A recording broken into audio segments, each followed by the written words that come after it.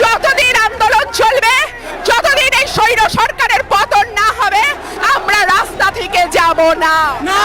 এবার আওয়ামী লীগ নিষিদ্ধের প্রত্যাহারের দাবিতে শিক্ষার্থীদের নিয়ে রাজপথ দখলে নামলেন রুমিন ফারহানা। বিএনপি সরকারকে দিলেন কঠিন হুঁশিয়ারি। তিনি বলেন, বিএনপি ক্ষমতায় আসার পরপরই আওয়ামী লীগ দলটিকে নিশ্চিহ্ন করার জন্য উঠে পড়ে লেগেছে। আওয়ামী লীগ দলটি ৭১-এর স্বাধীনতা অর্জন করেছিল বলেই আজ আমরা বাংলা ভাষায় কথা বলতে পারছি। এই ভোট কারচুপি করা অবৈধ সরকারের অবৈধ নিষেধাজ্ঞা আমরা কোনো মতেই মেনে নিব না।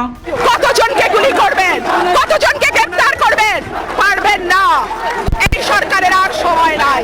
রুমিন ফারহানার রাজপথে নেমে আসাতে দেশে ফেরার সিদ্ধান্ত নিয়েছেন শেখ হাসিনা। তিনি বলেন, আমার বিরুদ্ধে যত বড় বড়ই মিথ্যা মামলা থাক, আমি দেশে ফিরেই সেটি মোকাবেলা করব। ওদের বোধহয় ধারণা ছিল যে মামলা টামলা দিলে বোধহয় আমি ভয়ে আর দেশে আসবো না।